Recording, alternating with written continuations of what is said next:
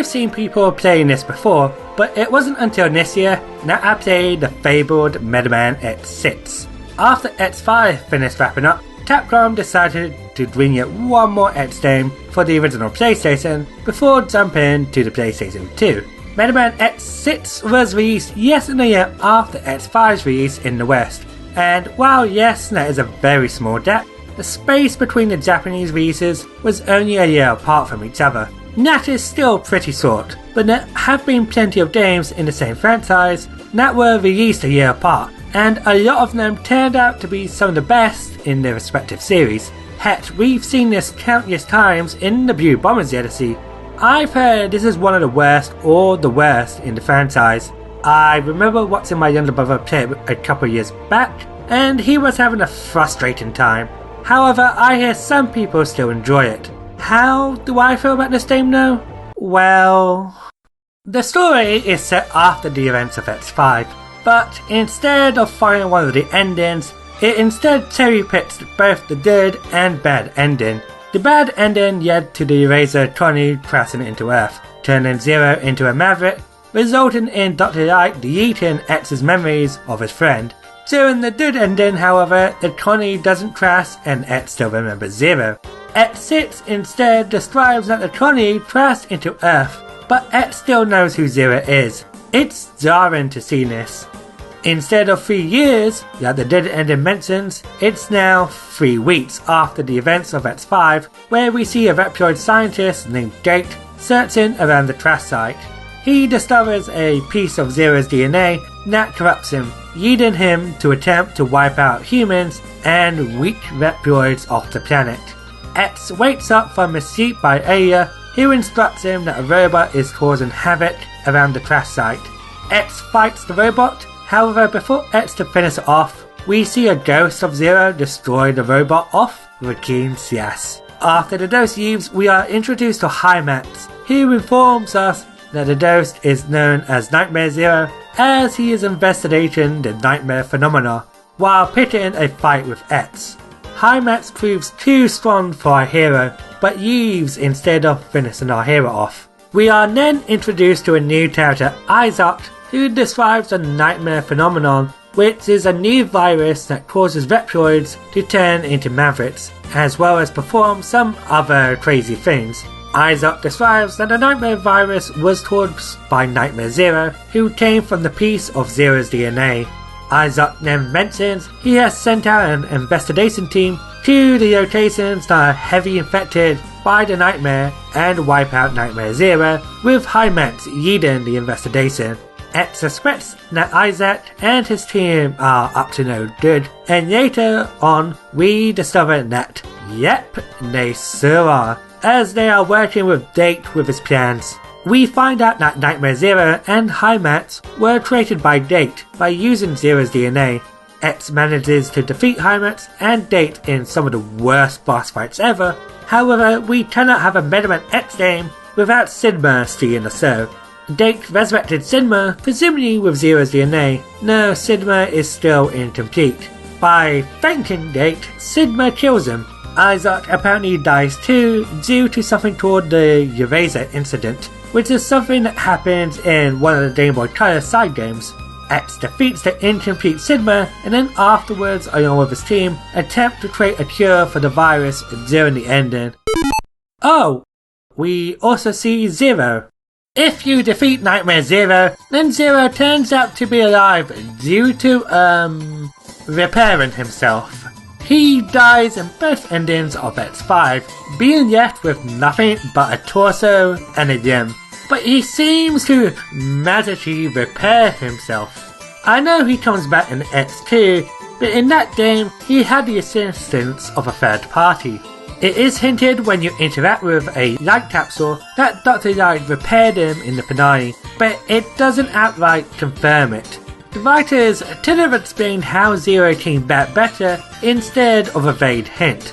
I kinda feel that he's only alive because he is the fan favourite character. Zero's ending shows that he goes into a deep sleep to perhaps get rid of the virus inside him, which may or may not lead to the Zero games. No, there are 2 more games after this. This ending could be after X6 or the later games. I would say that the concept for the story was at least interesting, seeing how the aftermath from the previous game affected the lives of the Metroids and how Zero impacted the downfall of our villain for the game, Date. Date felt as if Dr. Doppler had more screen time and had some connection to one of the main characters, Aya, being a former colleague of his until he was socially outcast by the rest of the Metroids. Besides those two, I didn't really care for anyone else at all, and even then I wasn't really invested in their relationship, since a lot of their relationship is mostly told through optional content that is quite the grind. It had a few good ideas, but in the end the story fell flat for me, with characters like Isaac who don't go anywhere, retcons the events of the previous game, and bringing dead characters back because of popularity. The many typos doesn't help either. The presentation is overall nice, as on your X5 with the bleeps and bloops every time the unskippable dialogue appeared. This game has full voice acting, no, only in Japanese, and you can actually skip them too if you don't care for the plot. The music is also considered one of the best in the series too, and while I prefer some of the other games' soundtrack, this one is pretty good. I like Infinity Meridian's stage theme that reminds me of Final Countdown. Still, I cannot listen to some of the songs like Blaze Heatnitz's stage. The song itself isn't bad, but well, have you ever had a particular song that you don't like because it reminds you of a past bad experience? That's Blade's Heatnitz theme for me, as every time I hear that damn song, I'm just reminded of how frustrating that level is. The majority of the levels are atrocious. Blade's Heatnitz is by far the worst level in any X game I've experienced, as the majority of the level is just a mini-boss that appears numerous times. The mini-boss is a bland onion ring that has no animation while moving around. You have to hit its green weak spots, but unless if you have the metal anchor or the ditto cat, you're going to have a frustrating time. One of the encounters in the stage even has an Ultra-Destroyer fight where the fire is rising and that damn onion ring slowly submerges and re-emerges in the most awkward positions, and trying to hit the bottom two weak spots is frustrating. This stage is better with Zero if you have the Ditto Cat on hand, but it's still a stage that is a slog to get through. Sealed Selden stage finishes before it even starts if you aren't going for the alternate route, and Infinity Meridian stage is a straightforward corridor with only another mini-boss in your way, no, far less annoying. Ground Starovitz's stage is set in a museum with blue totem poles that magically transports you into one of 8 random areas, which means you can easily miss out of one of the light capsules and heart tanks because of RNG.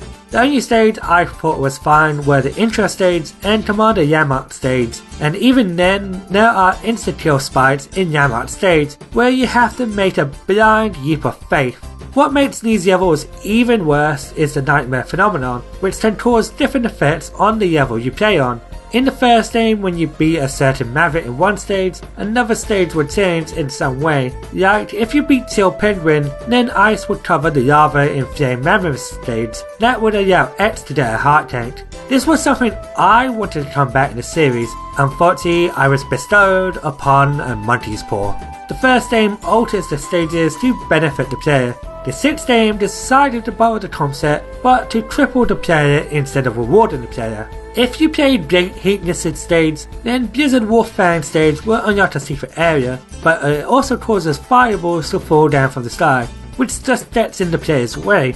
Rainy Territory stage by default has acid rain segments that drains the player's health slowly, and to make it stop, you need to destroy these shields by breaking these small machines. But if Nightmare mode is on, the stage goes dark, making it hard for me to see where I'm supposed to go. The bosses on the stage select screen that are highlighted red are supposed to be when the nightmare phenomenon is on, but even when I entered a stage that wasn't highlighted red, the phenomenon was still activated. First time I was playing the game, I was confused on why this was happening.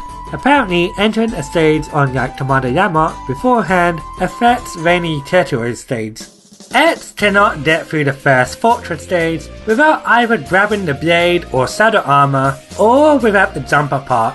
X5 introduced a part system, which gives the player some buffs like moving faster. It wasn't handled the best in that game, but at least you can beat the game without equipping a part. X6 brings the parts feature back by restoring Reptoids. Some Reptoids even hold a part if you save them, but they can turn Maverick if the Nightmare virus gets a hold of them, and if they are corrupted, there is no way of getting them back without a hard reset, so that means bye bye to the part you wanted. Every Mega Man title I've played allows you to beat it without any upgrades as long as you know the mechanics, but X6 punishes you for not having the right equipment on you. The armor sets you get now are at least decent. The Falcon armor is back, but unfortunately removes its biggest feature, which is the power to fly for a small period of time. Still, this is the armor you should stick to till you get the others, as playing as default X is near unplayable with how the game is designed around using the air dash ability, which default X doesn't have.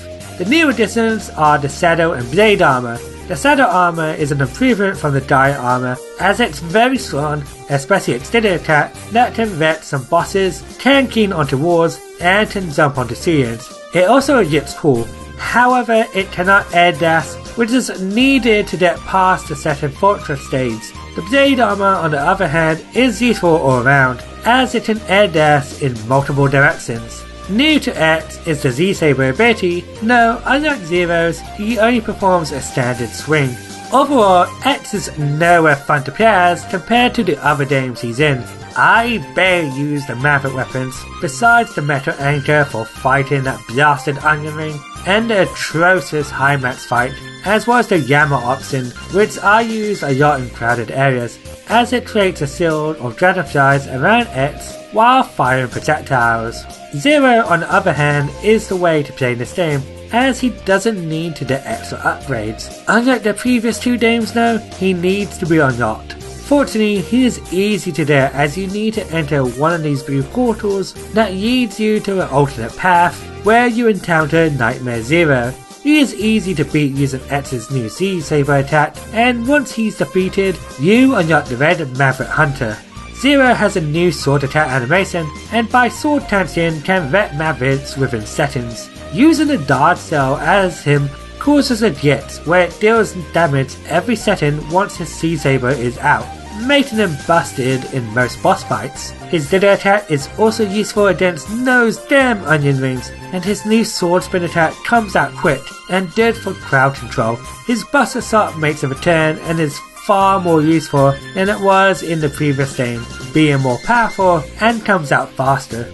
A warning though, don't enter the blue portals again after beating Nightmare Zero, as you would have to challenge Hymax, who cannot be defeated with your default weapon, which goes against the mentality of Mega Man boss fights. He is one of the worst bosses I have ever encountered, as you need to fire full charge up and then immediately fire a special weapon to damage him.